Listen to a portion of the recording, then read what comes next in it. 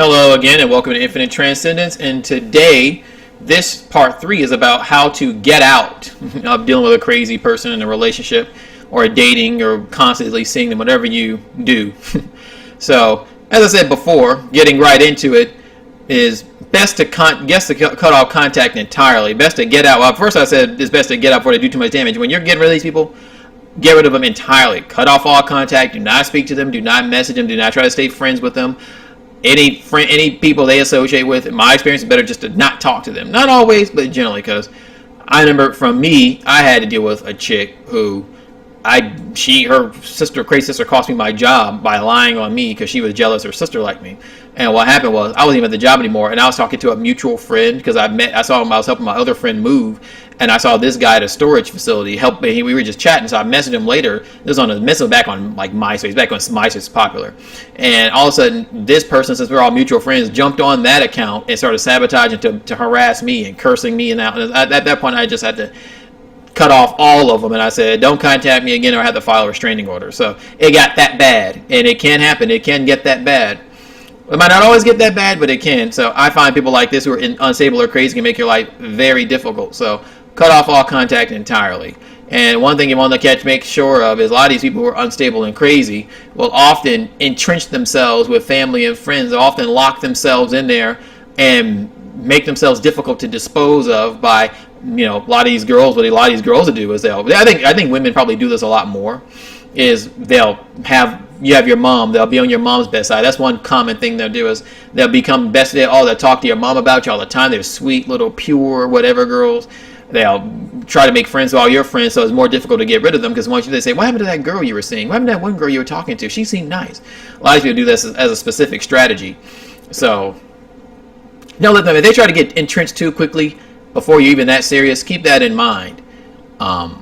To just don't let them get too entrenched. And for me personally, I'll reiterate this later, is to not stay away from dating people in your social circle. I know people like to date in their social circle because it's easy and mutual friends, but for me, I rather meet people randomly when I'm out, just whatever. I rather meet people during the day because I don't want to deal with people in my social circle or work, or if you're at work, you have a job, or female customers. I have customers who are often attractive and stuff like that. Even if they flirt, I just didn't want to deal with the potential drama and blowback. I say don't associate with people like that because the risk is not worth it. Another thing, do not allow them to leave things over. If you have your own place or whatever, or wherever they're at, don't allow them to leave things over. This is a common habit, a common strategy, like marking territory or nesting. It often happens in the beginning of a relationship. A lot of times the girls will especially do this, is they'll start leaving little small items over. It's never their cell phones. They want you checking their phone, of course. They leave over their earrings, stockings, things like that. So they'll always have a reason to come back over. And once they have enough things over, they'll start saying, well, maybe we should just live together. This is another aspect of this, is where people leave over their sunglasses, their stuff, small little items. So if you two have a falling out and break up, they have to say, well, I need my blah, blah, blah. I need my sunglasses. I need to come over there and get them.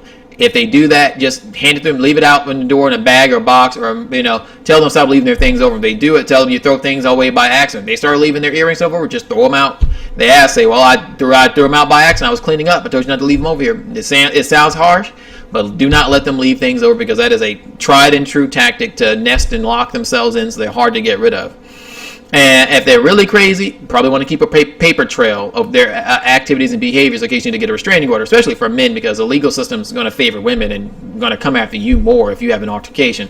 So keep voicemails, crazy voicemails, incidents, call the police, talk to a lawyer, talk to the police, start getting all the information you can. If she's threatening people or he's threatening people, whoever's doing what. So if they start to act out, you have to call the police. You got a paper trail. So, and if you need to do, once that makes it easier to get a restraining order, get them arrested, especially as a man, because they'll throw you in jail if you get into an altercation, especially if you're living together, God forbid, and you get to an altercation, even if she hit you first and started, they'll often throw you in jail. So keep that paper trail and record all bad behavior. And if anybody hits you, you just need to get out.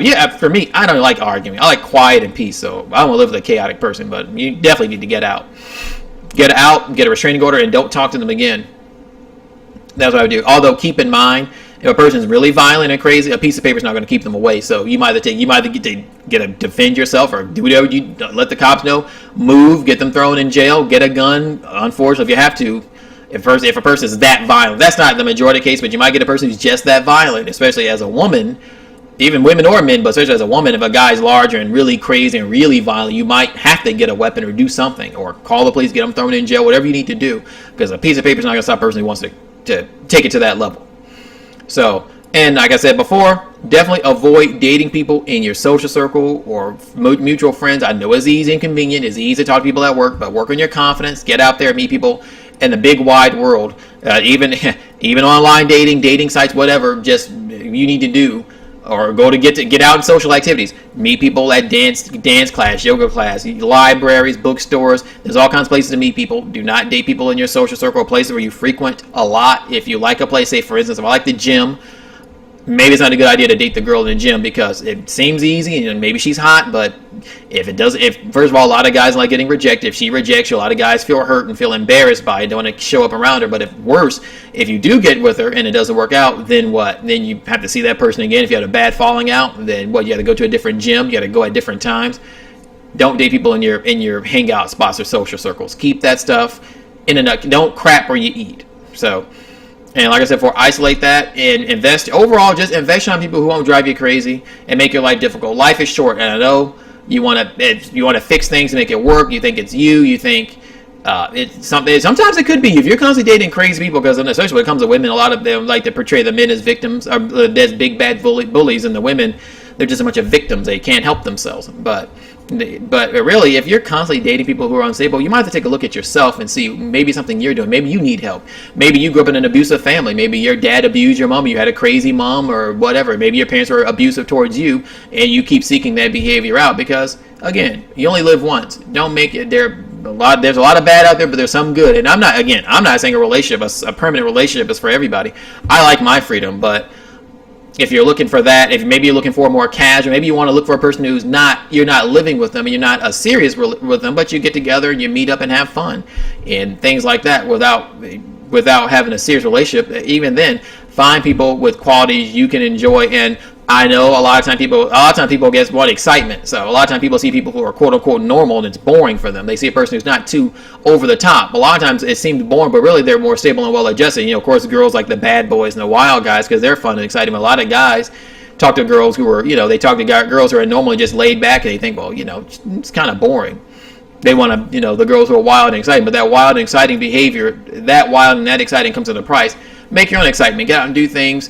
And try things out that are fun and exciting. There's different ways to enjoy yourself and find excitement. I discussed this before on my forum or on my blog about excitement versus happiness versus enjoyment. Find that right balance without taking it too far into one extreme. And again, I hope this video was a great help to you. I hope this series was a great help to you. Definitely like this format. I get to have more consistent content. I hope you guys like this format of consistent audio and video content. We're going to push to have more audio and video content out probably every other day, about 3 times a week. A blog post, I try to do a long, lengthy post with a lot of detail probably once a week. But I want to have that constant audio and video content so people have things to listen to so they don't think, where did he go? So believe me, I was behind the scenes trying to get it all worked out. I was trying out different equipment. I was trying out different things, different recording measures. And I decided to get on here, get it done, and I might try a different method next time. But I was like, I need to get this done, get some more content on here so they didn't think I vanished. I didn't vanish. So I'm here to stay for a good while. So again, let me know what you think. What's your experience with this? Do you agree with the methods I said about getting out? Definitely, again, comment, post in a blog, post on YouTube, like, subscribe for new and interesting content, and transcend infinitely.